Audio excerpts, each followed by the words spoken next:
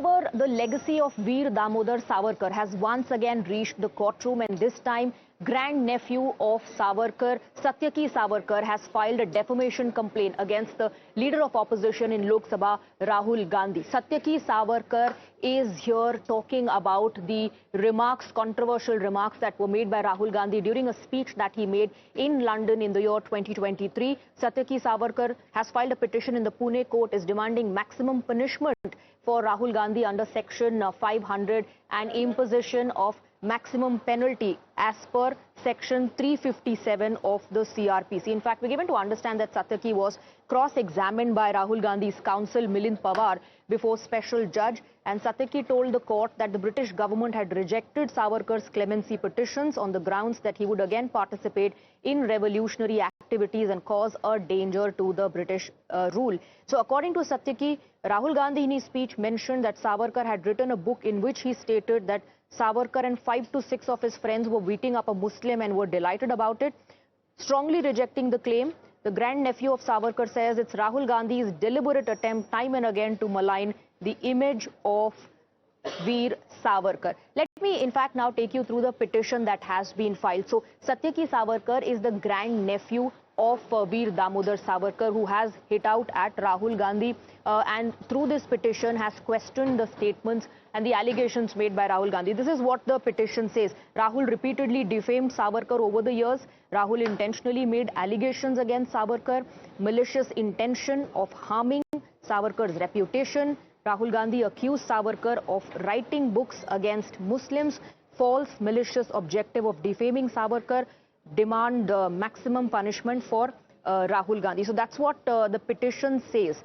Now, remember, Rahul Gandhi has repeatedly made claims that unlike leaders like Mahatma Gandhi, Veer Savarkar continuously wrote to the British government. Rahul Gandhi says that he was demanding mercy petition, that he was perhaps more loyal to the Britishers than he was to India. Those are the statements that Rahul Gandhi has made time and again. Satyaki Savarkar, the grandnephew of Veer Savarkar, hitting out at Rahul Gandhi, says this is nothing but attempts being made by Rahul Gandhi to malign Veer Savarkar and his entire legacy. Let me in fact take you through the arguments. So argument number 1, Savarkar filed 10 mercy pleas with the then British government.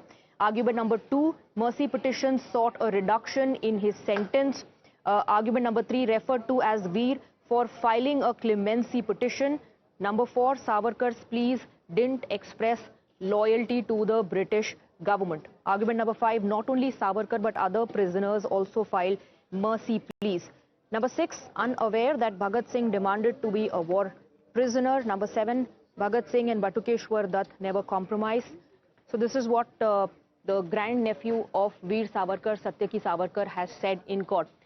In fact, Satyaki Savarkar is joining us live on the broadcast and he will be in a conversation with my colleague Hina. Over to you, Hina. Thanks, Swati. In fact, Satyaki Savarkar, grandnephew of V.D. Savarkar, is joining us live right now. Mr. Savarkar, good afternoon. Thank you very much for speaking with us here on Times Now. Firstly, for the benefit of our viewers, could you help us understand the reason behind filing this defamation case against Leader of Opposition in the Lok Sabha, Rahul Gandhi? Yes, I have filed a case against Mr. Rahul Gandhi for his defamatory speech which he delivered in England on March 5th, 2023, which was about Swatantraveer Savarkar. In his speech, he mentioned that Swatantraveer Savarkar, in his own book, has wrote one incident wherein he, along with his 5-6 friends, were beating one Muslim man, and Savarkar was delighted by seeing the scene. So such incident has not happened throughout his life, and he never wrote any book or any such incident in his books, which all are published. So that is the defamatory statement which was made by Mr. Rahul Gandhi, and I have filed a complaint against that. Now, Mr. Savarkar, in your cross-examination before the special judge in this particular case, you have accepted, you have acknowledged, you have spoken about at least 10 mercy petitions that were filed by V.D. Savarkar, with the British seeking reduction of his sentence. Now, this is what even the Congress party has been saying. Congress party has raised this issue many a times. Many are saying with this, Congress party is going to claim vindication because this is exactly what Congress's claim has been. The thing is that the questions during the cross examinations which the lawyer is asking, they are irrelevant to the case which I have filed. When it comes to petitions, clemency petitions, mercy petitions, amnesty petitions, it is written by many of the revolutionaries along with Swatantraveer Savarkarji. It was his strategy not to get rotten for 50 years in cellular jail, but to get free as soon as possible and to lead the armed revolution. And that's why he wrote such petitions, and he tried to fool the Britishers. At one side, he was writing the petitions. However, at the other side, there were several efforts were being made to release all the revolutionaries stuck in the cellular jail. So it was his double strategy to fool the British and get released. Now, Britishers did understand his language in the petition, and they advised not to trust Veer Savarkar and his brothers. So it is Congress or the opposition which opposes Veer Savarkarji's thoughts. They do not understand the language that is mentioned in the petition. So it is very important to read between the lines what he has written actually. And did British believe in that? They didn't. They didn't release him based on the petitions that he filed. Okay, but Mr. Savarkar, like you are saying that this was a strategy to fool the Britishers to come out of the jail. But how do you really see Congress party using this issue again and again? And this, issue comes in political discourse repeatedly, and Congress party tries to suggest every time this issue is raised that he was more loyal to the Britishers, and the mercy petitions also prove it. Well, they are just doing the politics over the petitions issue.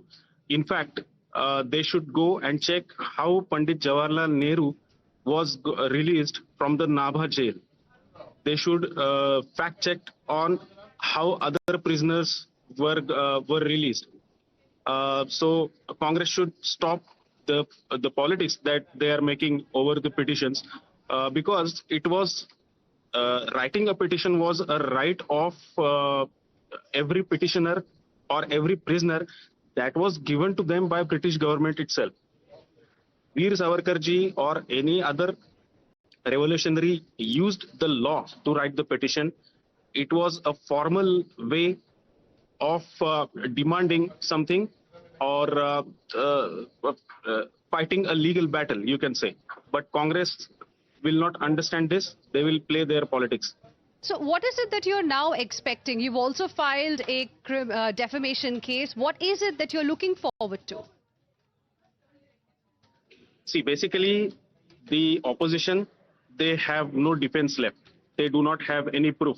That's why they are, asking irrelevant questions.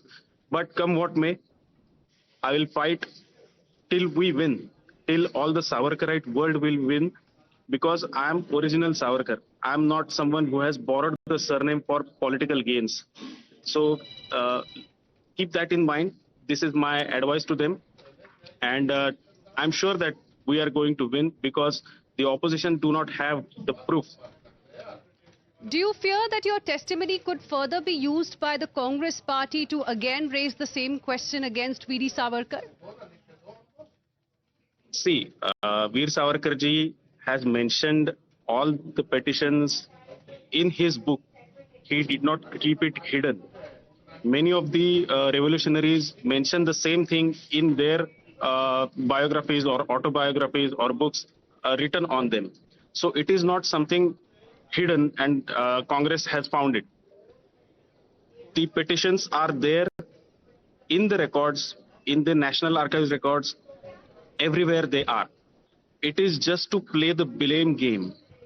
These petitions were written by every revolutionary. Some of them are exceptions, but many of them have filed such kind of petitions. Those who were stuck in Andaman were released because of the petitions. Even Mahatma Gandhi wrote articles about Veer Savarkar for his release. Now, this writing a petition, as I said, was used as a strategy. If Congress doesn't understand it, they will play the politics that they want to play.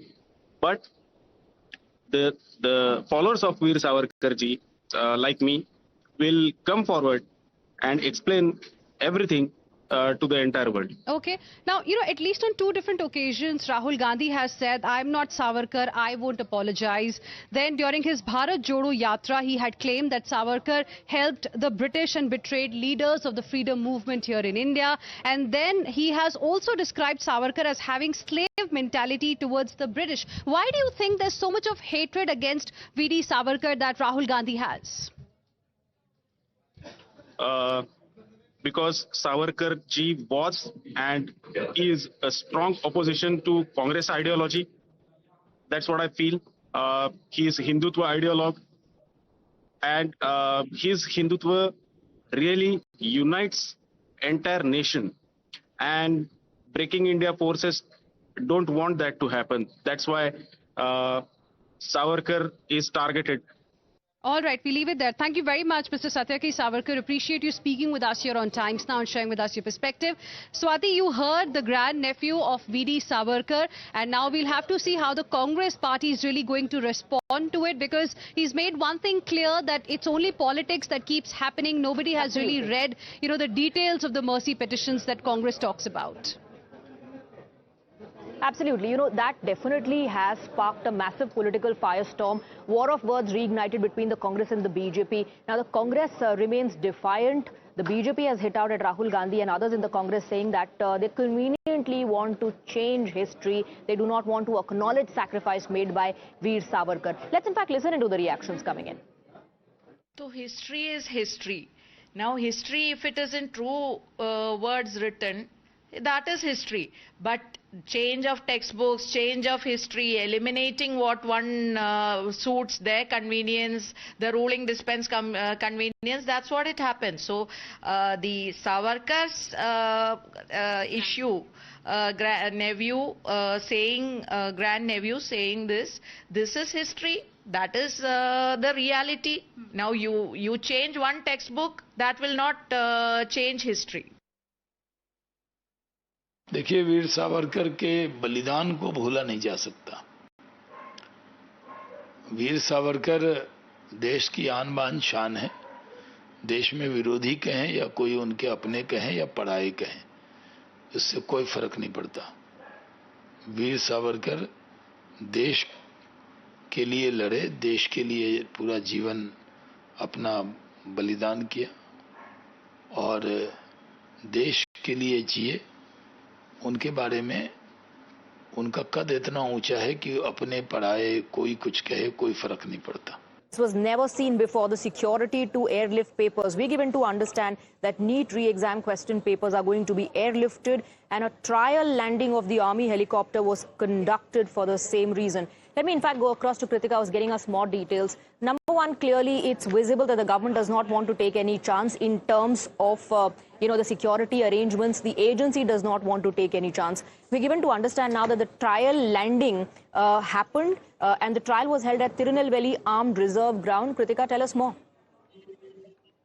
Well, absolutely. We had informed, in fact, the Education Minister himself had said that the Indian Air Force is being, in fact, roped in this time around in order to ensure the highest possible security and zero leaks of the question paper as far as the re-NEET examination is concerned. The examination is supposed to be conducted on this very Sunday, and for it, we're seeing that the Air Force has also been given the responsibility of transporting the question papers to the nodal centers as well. From there on, it will be the India Post as well as the CISF security cover that will also transport it to the individual exam centers too. So, of course, a very comprehensive system here in order to ensure. Kritika, thank you very much for joining us on the broadcast with those inputs. With that, we're slipping into a very short break. That's all we could pack for you in this edition of News of 5.